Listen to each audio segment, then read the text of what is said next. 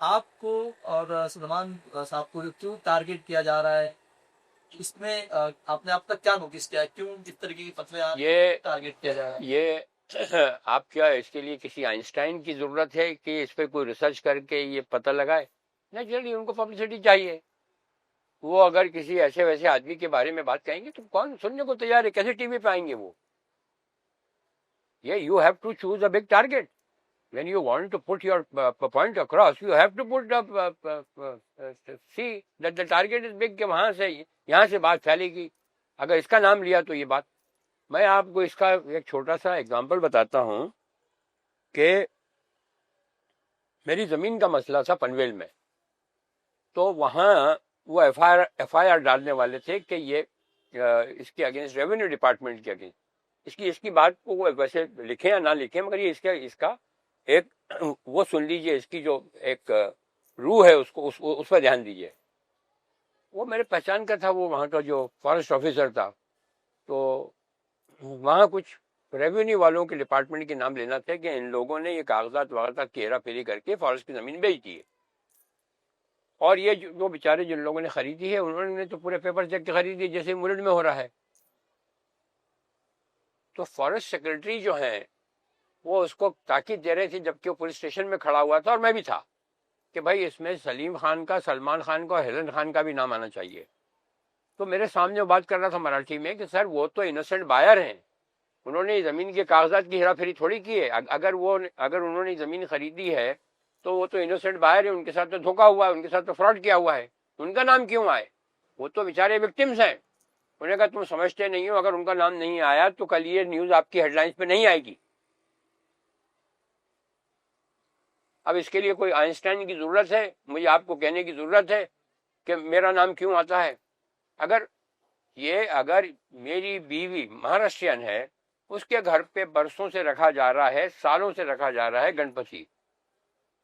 میں نے شادی کر لی، میرا سلسلہ شروع ہوا زنجیر کے بعد، جب تک مجھے کوئی جانتا ہی نہیں تھا، جب تک کسی نے نہیں کہا کہ صاحب وہ مسلمان ہیں اور وہ رکھتے ہیں. اس کے بعد جب میں سٹار ہو گیا اپنے فیلڈ کے اندر، جب سلمان سٹار ہو گیا، جب ارباز آ گیا، یہ آ گیا، تو ایک ہائی پروفائل فیملی بن گئی. اللہ کا شکر ہے، میں اللہ کا بڑا احسان مند ہوں اس کے لیے.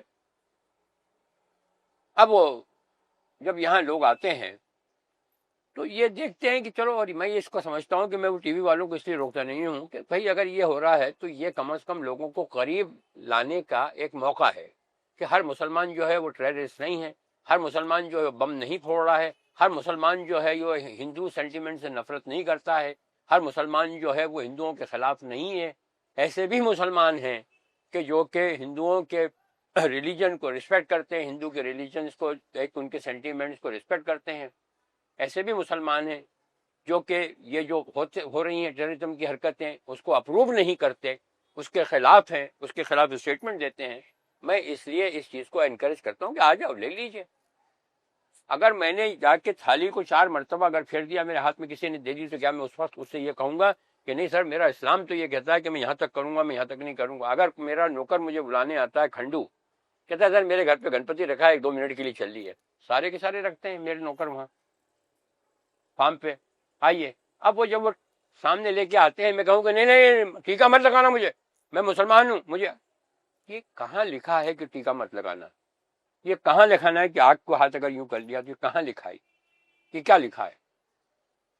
قرآن شریف کی آیت ہے، اگر انہوں نے پڑھا ہے قرآن شریف، تو یہ آیت ہے میرا مذہب میرے ساتھ ہے، تمہارا مذہب تمہارے ساتھ ہے. مذہب میں زبردستی نہیں ہے.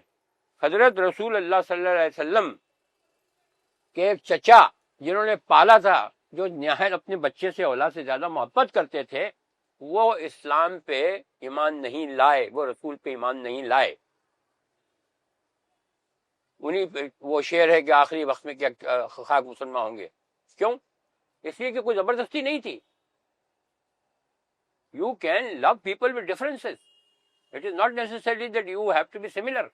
You have to love people with differences. میرے اور سلمان کے اندر 50 سے زیادہ ڈفرینسز ہوں گے تھنکنگ کے اندر، میرے بیٹے کے اندر، بٹ آئی لو ہم.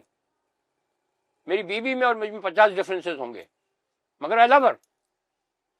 آپ لوگ جس کو بہت بڑی چیز سمجھتے ہو انڈرسٹینڈنگ بہت انڈرسٹینڈنگ میاں بیوی انڈرسٹینڈنگ کیا ہے؟ Understanding is the worst thing happen to a relation ship.